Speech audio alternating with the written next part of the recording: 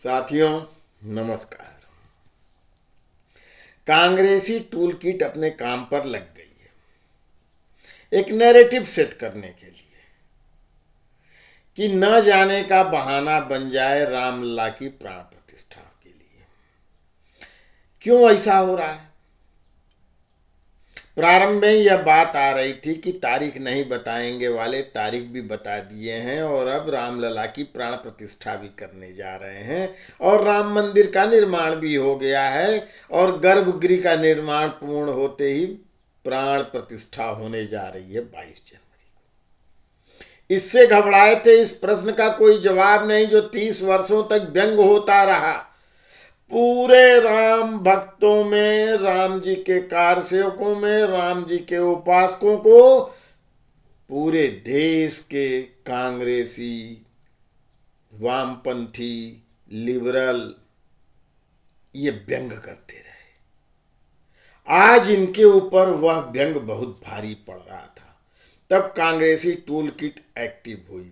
कुछ लोगों ने प्रश्न उठाना शुरू किया, अर्धनिर्मित है मंदिर तो मुहूर्त ठीक नहीं है, तो मोदी जी को अधिकार नहीं है प्राण प्रतिष्ठा का, यज्ञ करने का, उसमें बैठने का। ये तमाम बातें चर्चा शुरू हो गई।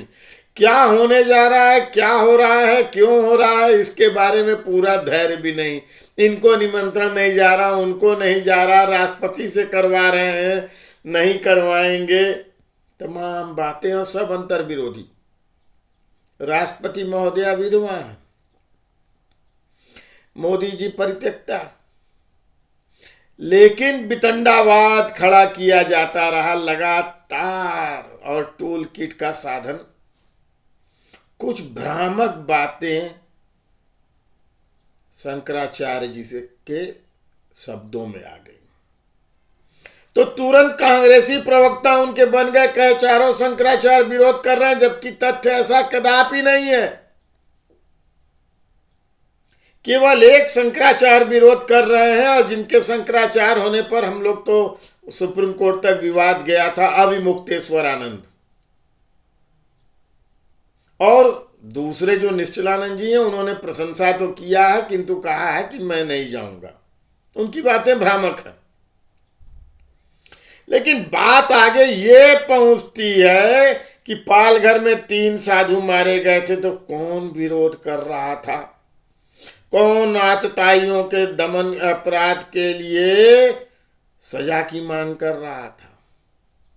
पुनः कल गंगा सागर यात्रा में 3 साधु संतों को मारा पीटा, नग्न किया गया, अपमानित किया गया, भयानक रूप से उनकी गाड़ियां तोड़ी गईं। तो कौन बोल रहा है?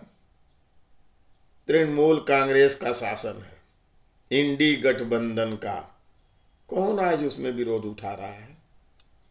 क्या इसकी चिंता करने का अधिकार किसी धर्माचार्य, शीर्ष पर बैठे स्वयंभू सर्वोच्च चमत्कारिक शक्तियों का घोषणा करने वाले धर्माचार्य या शंकराचार्यों पर नहीं है कि वो विरोध करें, कुछ आवाज दें? नहीं उठाएंगे, क्योंकि वो इंडी गठबंधन के शासन में हो रहा है। यह बात बड़े संकट की है।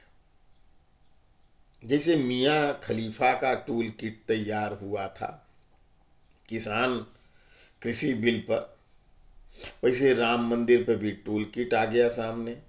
कुछ लोग माध्यम बन गए धर्माचार्य के रूप में और सदैव से बने हुए हैं। स्वर्गीय स्वरूपानंद जी सदैव विरोधी बने हुए थे, विश्व हिंदू परिषद के आंदोलन का विरोध करते थे जो राम मंदिर के लिए था। और उन्हीं के शिष्य हैं अविमुक्तेश्वरानंद जी, जिन्होंने कभी कोई आंदोलन ज्ञानवापी के विवादित स्थल यानी मस्जिद कहे जाने वाले स्थल पर शिव मंदिर बनाए जाने का कोई आंदोलन नहीं किया, कोई कार्रवाई नहीं किया। यहीं काशी में उनकी कर्मस्थली है, विद्यामठ है। और ये दुनिया भर की बातें दूसरे विषयों पे राजनीतिक ढंग से, राम राज्य परिषद के नाम से राजनीतिक पार्टी चलाने वाले धर्म और राजनीति को अलग करने की बात करते हैं। और ये कांग्रेस, ये वामपंथी धर्म और राजनीति को अलग करने की बात करते हैं। इमामों से फतवा जारी कराते समय इन्हें नहीं लगता है, तब तो इन्हें लगता है कि धर्म और राजनीति एक ही है। क्या मजहब और राजनीति एक हो सकती है, लेकिन सनातन धर्म और राजनीति एक नहीं हो सकती? अरे जब आप राम राज की कल्पना करते हैं तो धर्म और राजनीति अलग कहां हुई?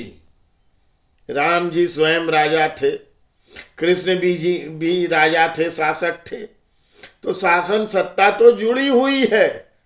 धर्म की, धर्म आधारित शासन के, सत्ता के, राजनीति के स्थापना के लिए महाभारत हुआ।